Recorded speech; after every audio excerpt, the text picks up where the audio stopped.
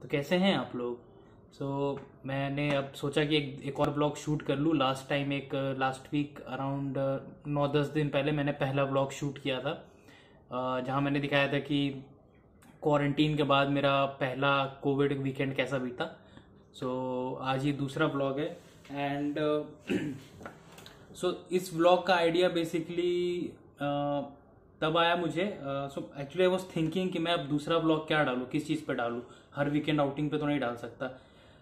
मैंने एक्चुअली ये सोचा कि कोविड जब मैं पॉजिटिव टेस्ट हुआ था, उस 2 हफ्तों में मेरे साथ कैसा हुआ, और मतलब अगर किसी को कोविड होता है तो एक्चुअली उनके साथ क्या गुजरती है, और ये कितने दिनों में ठीक होता है, और फिर वगैरह वगैरह, और इन सब की बातें। और once you recover from Covid तो फिर आपको कैसा लगता है। रहता हूँ वहाँ पे और 4-5 लोग, एक बंदा पॉजिटिव टेस्ट हुआ था, वो मेरा फ्रेंड था, वो हमारे ऊपर वाले फ्लोर पे रहता है।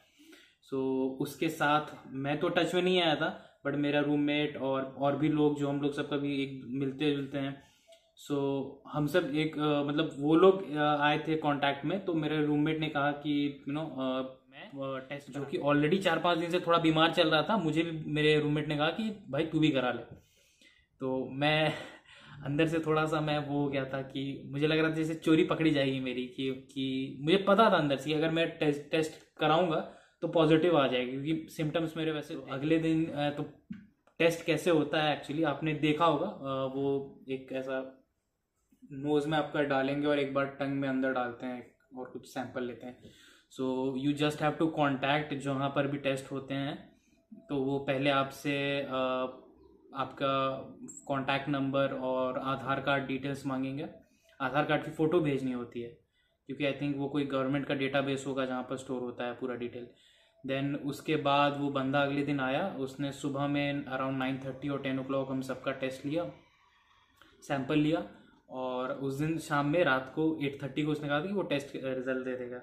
पूरा दिन काफ़ी डर में बीता था, बट मुझे एक्चुअली पता था कि मैं पॉजिटिव ही टेस्ट हूँगा। बट वो था कि इससे पहले लोग नहीं करा रहे थे, तो मैं बचा हुआ था कि बस बीमार हूँ कह रहा था। आई गेस टोटल अराउंड 8 लोगों ने ये कराया था, टेस्ट कराया था, RT-PCR टेस्ट जो होता है।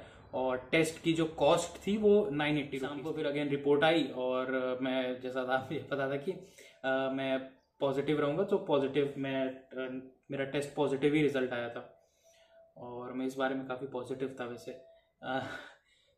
फिर उसके बाद क्या हुआ कि अगेन वही जो प्रोसेस है, मेरा रूममेट था वो नेगेटिव टेस्ट हुआ, he shifted to another room, और अगले 2 हफ्तों तक मैं क्वारंटीन में था। अबाउट मेडिसिन की, मैं मेडिसिन क्या क्या खाता था, तो मेरे अंकल हैं, is a doctor in Bokaro, doctor Ravishekhar.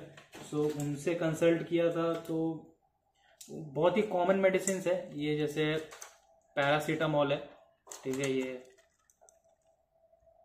दिख सकता है। तो उसके बाद ये विटामिन सी की गोली, फिर ये मल्टीविटामिन, और कफ सिरप था, खांसी के लिए कफ सिरप। बस यही मेडिसिन मुझे खानी थी। ये दूसरी बार पॉज करना पड़ा था, अगेन एक स्विगी का ऑर्डर आ गया था। तो मैं बता रहा था शॉर्टनेस ऑफ ब्रेथ के बारे में। शॉर्टनेस ऑफ ब्रेथ जो मुझे फील हुआ था, एक्सपीरियंस हुआ था, वो टोटल 2 से 3 बार मुझे हुआ था। और फिर उसके लिए भी मैंने फिर अगेन अपने अंकल से कंसल्ट किया था। एक मेडिसिन थी जो उन्होंने मुझे दी थी, फिर वो ठीक हो गया था। बट थैंकफुली ज़्यादा नहीं हुआ था मुझे। मेरे मेन सिम्टम्स थे कफ और weakness. And again around 16th और 17th ऑफ मार्च मैं नॉर्मल हो गया था। मेरे काफ़ी सिम्टम्स सब इम्प्रूव हो गए थे, वीकनेस भी काफ़ी रिस्टोर हो गई थी, थकावट नहीं लगती थी। 17th या 18th ऑफ मार्च के अराउंड मैंने फिर से कोविड टेस्ट कराया था, RT-PCR टेस्ट। और मतलब उस टाइम में ऐसा हो गया था कि जो बंदा टेस्ट करने आया था उसने मेरे को देख के कह दिया था कि आपका नेगेटिव ही आएगा रिपोर्ट। बट फिर भी मैं काफ़ी मना रहा था कि नेगेटिव ही आए, ऐसा ना हो कि भले आपके अंदर कोई सिम्टम्स दिख नहीं रहे हैं बट फिर भी आप पॉजिटिव ही हो, तो वो बहुत ख़राब चीज़ हो सकती थी। बट थैंकफुली उस दिन वो नेगेटिव रिपोर्ट आया था। अगेन सेम बंदा फिर से आया था टेस्ट करने के लिए, और फिर अगले 24 घंटों के अंदर उसने रिपोर्ट दे दी थी। 18th 19th के अराउंड मैं नेगेटिव टेस्ट हुआ था, और 2-3 दिन बाद मैं ऑफिस जाना मैंने स्टार्ट कर दिया था दोबारा। 2 या 3 दिन ऑफिस जब मैं लगातार गया और ऑफिस में जब 8-9 घंटे लगातार बैठना काम करना, तो फिर से मेरे साथ ऐसा होने लगा कि मैं वापस जब ऑफिस से आया 8 बजे के अराउंड ऑफिस से घर पे आया, तो मैं बहुत थक जाता था। मुझे ऐसा लगता था कि मतलब अब सो जाऊं जाके, जबकि इससे पहले जब मैं ऑफिस था कोविड के पहले जब जा रहा था तो मैं ऐसा इतना नहीं थकता था।